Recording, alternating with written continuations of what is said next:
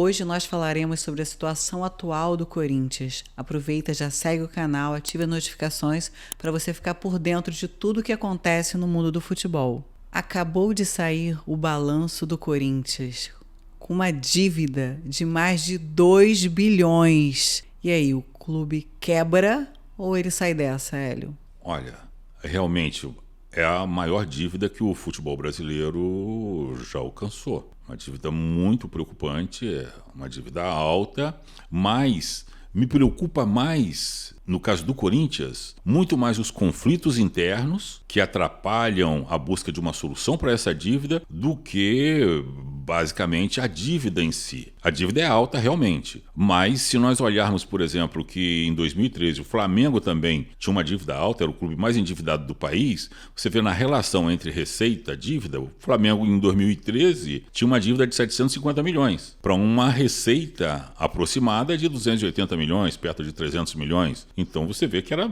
bem mais do que o dobro da receita bruta do Flamengo, a dívida dele. E hoje é mais ou menos a mesma situação. O Corinthians tem de dívida o dobro da receita bruta, que é uma dívida muito séria, perto do sinal vermelho batendo na porta, e precisam resolver. E o principal problema é que o Flamengo resolveu a dela sem conflitos. Assumiu, na época, o Bandeira de Melo com a equipe dele, todo mundo se uniu lá, peraí, o momento é grave, vamos resolver essa situação, e todo mundo foi para frente e conseguiram equilibrar a situação e se transformar hoje no maior clube do país. Mas qual seria a solução para o Corinthians? A solução hoje para o Corinthians, primeiro de tudo, união. A diretoria precisa se unir, os conselheiros principalmente, imagina, são 300 conselheiros no Corinthians, e isso remete àquela velha história que a gente está sempre tocando aqui, falando aqui, é um modelo ainda do Getúlio, é difícil você administrar um clube ou fazer uma gestão profissional com um modelo desses, muitas interferências políticas,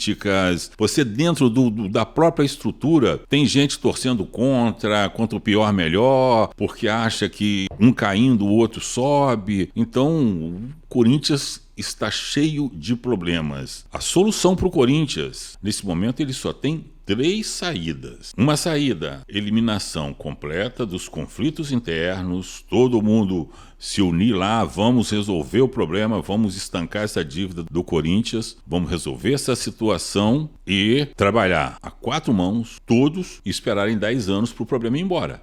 Que foi o que aconteceu com o Flamengo. O Flamengo foi um trabalho duro, mas esse trabalho já vem de 10 anos. E o Corinthians tem que saber se ele quer esperar esse tempo todo. Ou então, a outra solução continua como está e vai virar um Vasco da Gama, um Cruzeiro rapidamente. Ou então, a outra solução, que essa é a mais adequada, mas que ninguém quer porque tem perda de poder, é você criar uma empresa de capital aberto e ali mantém o controle e vai no mercado fazer uma captação, como foi o caso do Manchester United, por exemplo.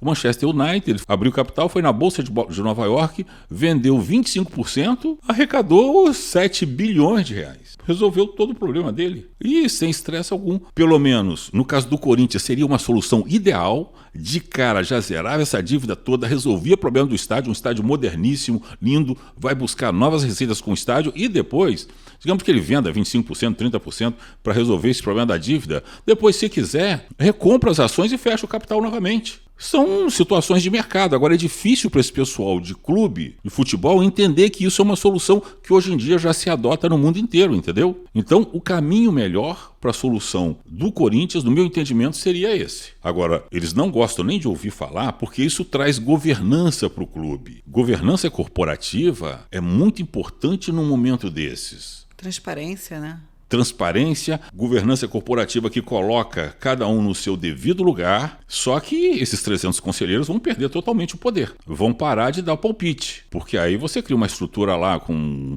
7, 9 conselheiros profissionais, porque no meu entendimento, para uma boa estrutura de governança no Corinthians, você só precisa de 7 conselheiros que vai nortear a gestão. E esses 7 conselheiros, no meu entendimento, não estão entre os 300 que estão lá. Você tem que buscar no mercado os melhores. E aí resolve rapidamente isso aí, porque à vista, perto do tamanho do Corinthians, essa dívida é pequena se resolvermos todos os problemas que ele enfrenta hoje de governança.